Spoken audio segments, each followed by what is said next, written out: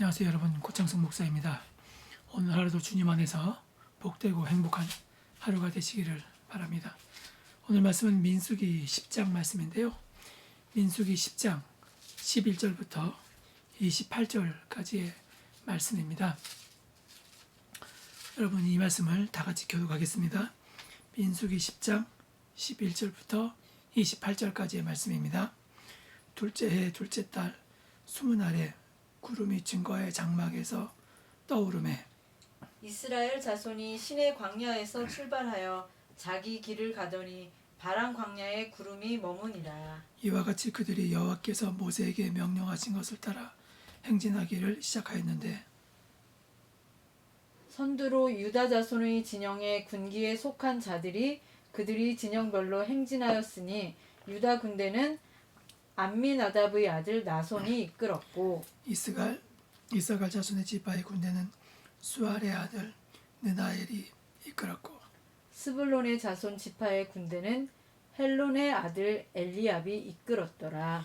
이에 성막을 거두며 게르손 자손과 무라리 자손이 성막을 메고 출발하였으며 다음으로 루벤 진영의 군기에 속한 자들이 그들이 진영별로 출발하였으니 루벤의 군대는 스데울의 아들 엘리술이 이끌었고 시므온 자손의 지파의 군대는 수리 삿대의 아들 술루 미엘이 이끌었고 갓 자손 지파의 군대는 두엘의 아들 엘리아삽이 이끌었더라. 고핫이는 성물을 메고 진행하였고 그들이 이르기 전에 성막을 세웠으며 다음으로 에브라임 자손 진영의 군기에 속한 자들이 그들이 진영별로 행진하였으니 에브라임 군대는 암미후스의 아들 엘리사마가 이끌었고 므낫세 자손의 지파의 군대는 부다술의 아들 가말리엘이 이끌었고 베냐민 자손 지파의 군대는 기드오니의 아들 아비단이 이끌었더라.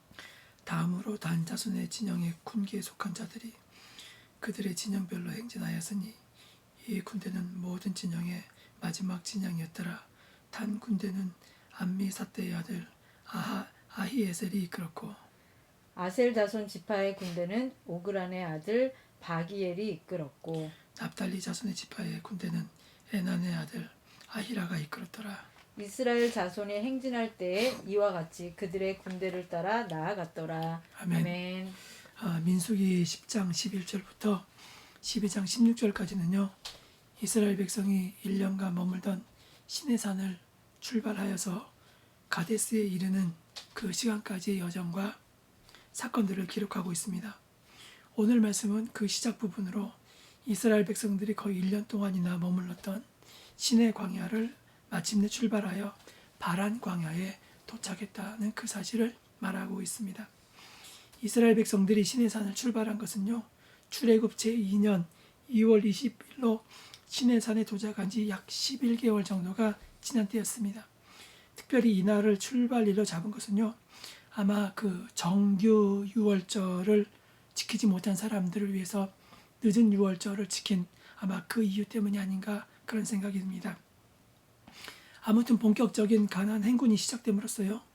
비록 이스라엘 백성의 범죄로 인해서 38년간의 방랑기를 거치긴 했지만 가나안 정복의 서막은 올랐다고 이야기할 수 있습니다. 한편 구름이 성막 위에 떠오르면서요. 시작된 이들의 이동은 질서정연합니다. 즉 이스라엘 백성들은 하나님께서 정해주신 행군 순서와 맡겨주신 직무에 충실함으로써 그 어떤 집단보다도 신속하고 안정되게 이동할 수 있었습니다.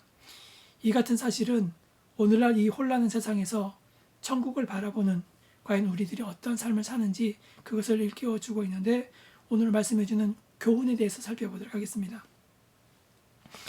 11절에 보면요. 제2년 2월 20일에 구름이 성막 위에 떠올랐다 그렇게 이야기하고 있습니다. 이날은 이스라엘 백성들이 시내산에 도착한 때로부터 약 11개월 정도가 지난 때였습니다. 이스라엘 백성들은 그들이 들어갈 땅을 지척에 두고도 거의 1년 가까운 기간을 한 곳에 머물러 있었던 것입니다. 이는 어찌 보면요. 어리석은 일이고요. 괜한 시간 낭비라고 생각할 수도 있습니다. 그러나 시내산에서 약 1년 정도의 기간은요. 이스라엘 전 역사에 있어서 결코 무시할 수 없는 아주 중대한 시기였습니다. 즉 이스라엘 백성들은 이 기간을 통해서 하나님과 시내산에서 언약을 체결했고요. 그리고 하나님의 임재를 상징하는 성막을 완성했습니다. 그리고 이스라엘 전체를 하나의 군대 조직으로 개편함으로써 명실상부하게 하나님의 군대와 그리고 그의 백성으로 거듭날 수 있었습니다.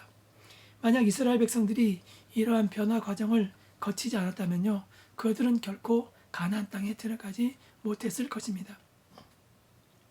이처럼 하나님의 뜻을 따라 살아가는 자의 삶은 세상적인 시각으로 볼 때는요, 어리석은 삶이고 또 실패하는 삶처럼 보이지만 궁극적으로 그것이 가장 지혜롭고 성공적인 삶입니다. 생각해 보십시오. 세상 사람 중에서요, 누가 예수님의 말씀처럼 자신의 뺨을 치는 자에게 다른 뺨을 내밀겠습니까?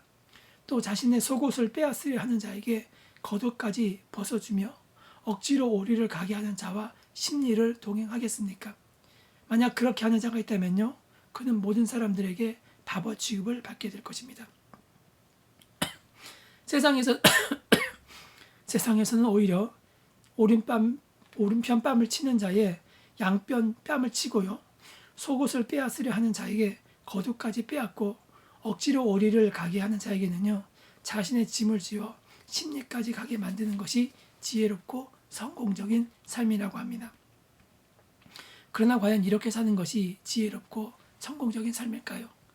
세상의 모든 사람들이 이렇게 살려고 하기 때문에 빚어진 결과를 보십시오. 서로가 서로를 믿지 못하면서요, 한시도 마음을 놓고 살 수가 없는 세상이 되어버렸습니다. 누가 나의 것을 빼앗진 않나? 누가 나를 해롭게 하진 않나?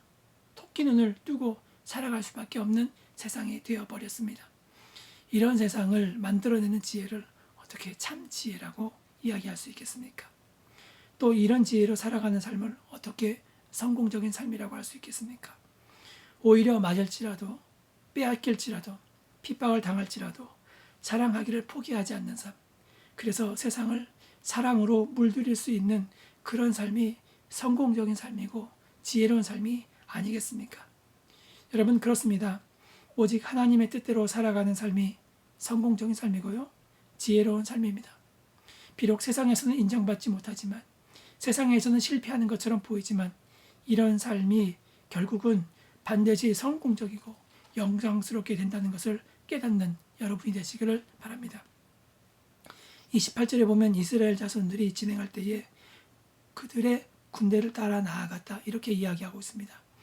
여기서 군대를 따라 나아갔다는 것은요, 모든 이스라엘 백성들이 자신들이 소속된 지파별로 자신에게 정해진 자리를 지키며 질서정연하게 나아갔다는 말입니다. 이스라엘 백성들이 이처럼 질서정연하게 행진할 수 있었던 것은요, 하나님께서 이스라엘 백성들을 각 지파별로 나누시고 그들의 역할과 진행 순서를 정해 주셨기 때문입니다. 즉 하나님께서 이스라엘 백성들에게 질서를 부여하셨기 때문에 그들은 질서를 유지하면서 나아갈 수 있었습니다. 이처럼 하나님께서는요, 온 만물의 질서를 부여하시고 그 질서를 유지하시고 보존하시는 질서의 하나님이십니다. 결코 어지러움이나 혼돈의 하나님이 아니십니다. 그러므로 하나님에 의해서 피조된 모든 인간은요, 항상 하나님께서 자연계와 인간 세계에 부여하신 그 질서를 지키며 살아가야 한다는 것입니다. 만약 이 질서가 무너지고요, 지켜지지 않는다면 인간은 더 이상 이 세상에서 존속할 수 없는 존재가 되고 만다는 것입니다. 중국에서 많은 비가 내렸고요, 그리고 한국의 장마가 가장 길었던 장마라고 올해 장마가 그렇게 이야기합니다. 여러분, 단순히 이것은요, 장마가 길었다는 것이 아니라 환경위기, 기후위기라고 이야기할 수 있는 것입니다. 지금 북극이 펄펄 끓고 있다고 합니다. 북극의 빙하들이 녹고 있다고 합니다. 여러분, 이 모든 것은요, 사람들이 더 잘 살아보겠다고 더 많은 공산품을 만들어내다 보니까 온실가스가 배출되면서 지구가 점점 뜨거워지기 때문에 일어나는 현상이라고 합니다. 만약에요, 지구가 지금보다 2도 이상 온도가 높아진다고 하면 사람들이 더 이상 지구를 다시 되돌릴 수 없는 지경에 이르게 되고 만다고 합니다. 여러분, 하나님께서는 이 땅을 만드시면서요, 각자에게 질서를 부여하셨습니다. 그리고 그 질서를 따라 살게 하셨습니다.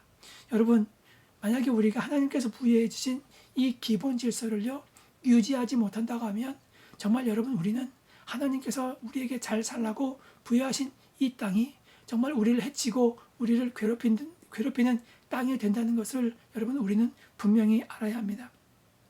또한 성도는 이렇게 하나님께서 부여하신 이 질서를 해치는 행위는 절대 좌시해서는 안 되고요. 하나님께서 우리에게 맡겨준 이 질서를 유지하기 위해서 우리가 노력해야 합니다. 가능하면 여러분 환경 오염되는 것 행하지 마십시오. 그리고 내가 할 수 있는 것이 무엇인가? 기후 위기를 위해서 도움을 줄 수 있는 것이 무엇인가? 여러분 다시 한번 그런 걸 생각하시면서요. 하나님께서 우리에게 부여하신 그 질서를 잘 순응하면서 살아가시는 여러분이 되시기를 간절히 축원합니다. 기도하겠습니다. 하나님, 우리 가운데 하나님께서 부여해 주신 이 질서를 잘 순응하면서 잘 유지하면서 살아갈 수 있는 우리 모든 사람들이 되게 하여 주시옵소서. 예수님의 이름으로 기도합니다. 아멘. 예, 여러분 감사합니다. 여러분 이 시간 기도할 때는 기후 위기를 위해서 여러분 기도해 주십시오.